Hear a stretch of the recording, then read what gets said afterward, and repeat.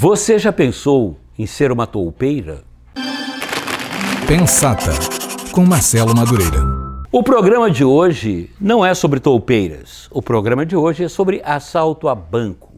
Aliás, o maior assalto a banco da história do Brasil e talvez um dos maiores assaltos a banco, talvez o maior assalto ao banco de todos os tempos no mundo inteiro. O assalto ao Banco Central de Fortaleza. Mas antes, não se esqueça, já sabe, né? Não se esqueça de assinar o meu canal, dar o seu like, fazer o seu comentário, compartilhar com os amigos, ou seja, me ajudar aqui no YouTube e também nas outras redes sociais. Tem o Instagram, tem o TikTok, tem o Kuai, tem o Facebook, enfim, tem todos esses em que eu estou lá e que apareço lá com diferentes conteúdos, sempre interessantes, como esse meu Pensata, e que eu aguardo o prestígio e a audiência de vocês, tá? Mas vamos lá ao livro de hoje. Esse aqui é o Toupeira, que eu acabei de ler alguns minutos atrás, antes do Nando, o meu amigo e diretor de fotografia, e o cara que divide também a Coca-Cola Zero comigo e que divide as opiniões também, um cara culto, inteligente, que não é como vocês, que não sabem nada. Enfim, é uma pessoa de um grande nível intelectual que eu tenho o prazer de trabalhar. É uma pena que vocês não vejam ele porque ele está do outro lado da câmera. É uma pena que as câmeras não tenham um rabo para que vocês possam vislumbrar o sorriso que ele está dando agora, a cara simpática do melhor amigo do Billy, o meu cão que está aqui embaixo também, o avô do Max, que é o Nando Chagas, que além de um ótimo fotógrafo, é um excelente artista plástico, um músico formado em Berkeley.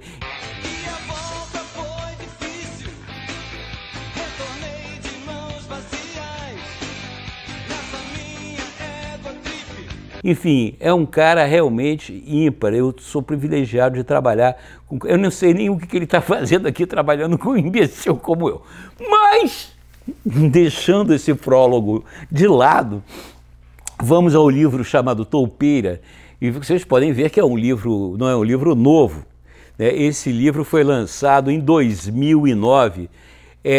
O escritor chama-se Roger Franchini. O Roger Franchini é um ex-policial paulista, é um advogado, trabalhou na Polícia Civil e ele escreveu vários livros sempre dentro dessa esfera. Continua escrevendo, né? Recentemente ele publicou um livro sobre a investigação do crime da Suzane Richthofen e também publicou O Amor Esquartejado, né? Sobre aquele crime daquela moça que esquartejou o marido, botou numa mala, né, uma ex-garota de programa que agora me escapa o nome. Enfim, mas vocês vão lembrar do Japonês Esquartejado. Pois bem, mas esse livro aqui, o Toupeira, foi o segundo livro escrito por ele. O primeiro livro escrito por ele chama-se Ponto 40, A Polícia Civil de São Paulo para Leigos, que foi lançado em 2009. Esse também veio logo na sequência. Esse livro aqui, o Roger narra, explica, nos conta o famoso assalto à sede do Banco Central em Fortaleza, no Ceará. E, evidentemente, eu não quero dar spoiler, porque o livro é espetacular e vale a leitura, porque ele mostra como foi feito esse assalto, porque além da quantidade absurda de dinheiro que eles conseguiram, porque eles fizeram, o nome do Toupeira é isso, eles cavaram um túnel, né, que esse túnel veio de um lugar, de uma casa, e foi embaixo do Banco Central. Não vou ficar dando detalhes, porque senão vai perder a graça do livro. Mas só a obra do túnel já é uma façanha, já é uma coisa tremenda. Agora, além de contar toda a história, né, da construção do túnel, do roubo, o que aconteceu com cada um dos bandidos, as investigações da polícia, no que deram, no que não deram. É um livro que se fosse ficção, já seria ótimo. Sendo realidade, é espantosamente interessante, porque isso tudo aconteceu, minha gente. Aconteceu nos anos 90 aqui no Brasil. Algumas coisas aqui nesse livro me despertaram realmente, não só a curiosidade, mas algumas descobertas me deixaram espantado e preocupado.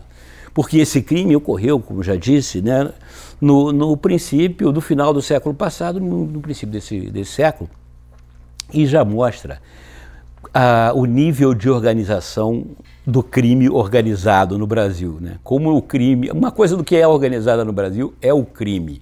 O crime realmente é organizado e tem, inclusive, uma ética própria que é seguida à risca. Esse crime, no caso do Banco Central, ele foi um crime perpetrado, né, e, de certa forma, financiado. Não foi bem financiado, vocês leiam. Mas, enfim, foi por pessoas do PCC, do Primeiro Comando da Capital, de São Paulo. Para fazer um trabalho dessa natureza, dessa complexidade, realmente, você precisa de uma estrutura complexa, uma estrutura muito parruda e organizada, não só de comando, como de gestão, de logística e tudo mais. Então, esse livro mostra que não é de hoje. O crime organizado no Brasil, já há 20 anos atrás, já era extremamente eficiente, eficaz e era tão bem administrado quanto as lojas americanas, o McDonald's ou a Bayer. E com um senso profissional, um senso de dever enorme, enorme. Quer dizer, assaltar banco, eu digo o seguinte, eu acho que só tem uma coisa que não dá trabalho na vida, que é ser herdeiro. Então, se você não é herdeiro, então esquece, vai ter que trabalhar. Porque tudo na vida dá trabalho, inclusive assaltar banco, roubar banco, traficar droga, até para ser corrupto dá trabalho. Que você tem que pensar e viajar, e bater papo, e comprar, e vender.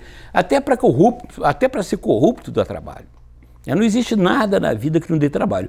Agora, realmente, esse trabalho de bandido, e esse trabalho de roubo, esse caso específico do Banco Central, deu um trabalho desgraçado, né?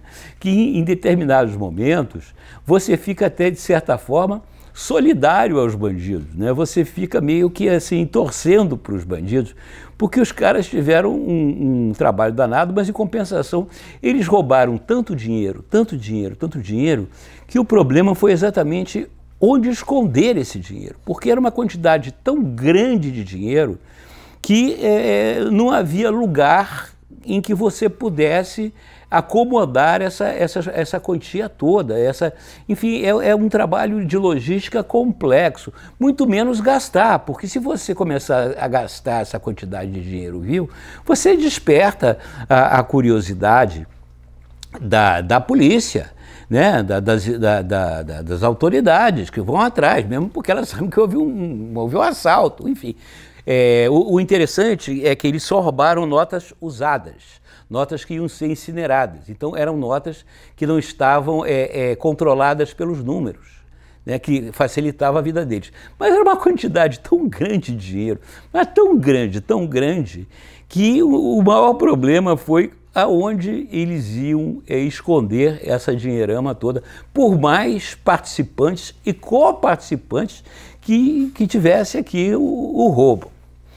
Esse é um ponto do livro muito interessante. Agora, outro ponto do livro também preocupante e interessante, né? Quer dizer, um lado você tem, puxa, o crime organizado é muito organizado, então ele atua no Brasil inteiro. Quer dizer, lá de São Paulo sacaram que no Banco Central de Fortaleza tinha grana e pá, e vai e organiza e monta o esquema, projeta e pá, faz. Por outro lado, o que é espantoso é a ligação que tem entre a polícia e os bandidos. Há uma imbricação, há uma quase simbiose entre a polícia e os bandidos. Mas agora aqui é muito importante fazer uma ressalva muito clara. Não é toda a polícia, seja militar, seja civil, seja federal, que pratica essa simbiose, essa sociedade com a bandidagem. É uma parte da polícia, tanto que o próprio autor, o Roger Franchini, ele era policial, ele ressalva isso no livro, inclusive ele cita aqui no livro o nome de vários e vários policiais, e não são poucos, felizmente, que não se deixam levar, seduzir pelos caminhos do crime, não se deixam, que cumprem a sua profissão, que cumprem a sua obrigação com a sociedade, que é proteger a sociedade e o patrimônio do crime. E eu ousaria dizer que talvez a maior parte dos policiais, né, daqueles que defendem a lei, são bons policiais.